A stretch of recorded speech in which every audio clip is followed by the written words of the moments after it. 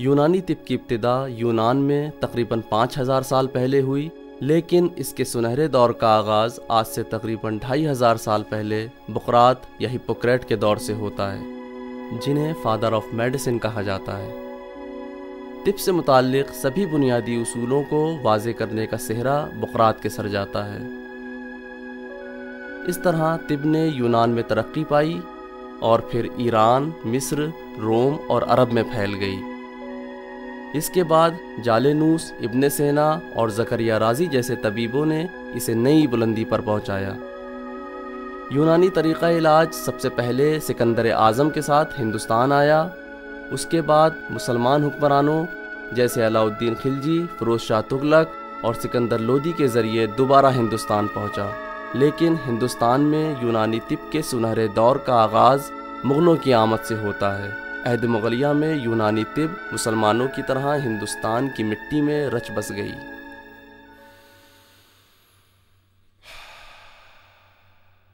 Unani system of medicine is one among the few most ancient system of medicine exist in today's era with its classical essence.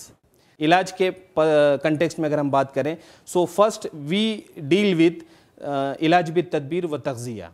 Tadbir wa tagziya, which we recognize as regimental therapies, means to resolve, to recorrect those bodily function which has to be goes on normally physiologically, but its disturbance occurs, and that's what we are correcting or recorrecting its normal phenomena. Tagziya, which in modern era people are recognize it as dietotherapy. Second, when the patient is not been benefited with ilaj bit tadbir wa tagziya, so we moves on ilaj bit dawa, that is pharmacotherapy. We will treat him with single drugs or polyformulation drug. If at this stage also, if the treatment is not occur, then we shift it on the ilaj bil yad, or we recognize that surgery.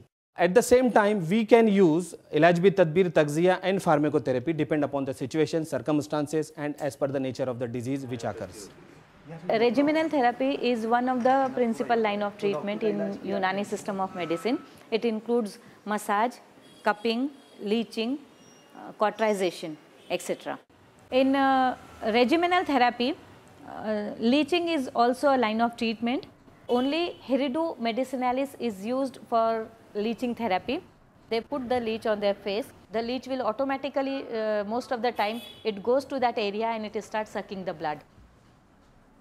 The leech has 3 jaws, and in each jaw there are 100 teeth. So the leech, it hold the skin of the person with its jaw, and then it starts releasing hirudin to the local area.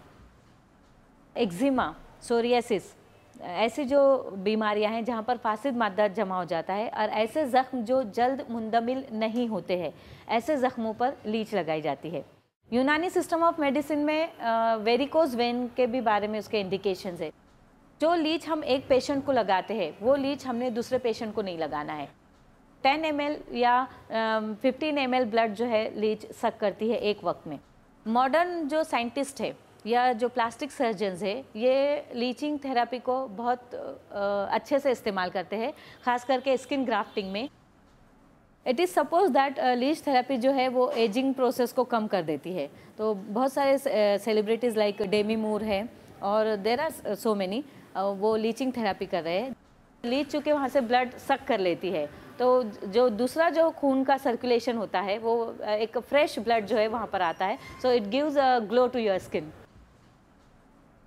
Poona में खास करके जो IT sectors की जो girls है वो leaching therapy के लिए ज़्यादा अट्रैक्ट होती है, क्योंकि वो हॉलीवुड से ज़्यादा इन्फ्लुएंस हो जाते हैं। ऐसे यंगस्टर्स जो है वो हॉलीवुड के सेलिब्रिटीज से ज़्यादा इंस्पायर होते हैं, then they come to us for leech therapy.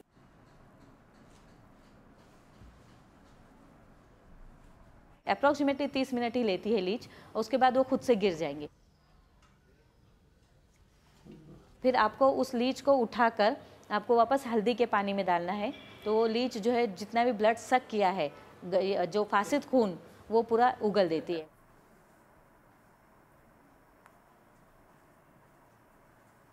The cupping therapy is known as हिजाम।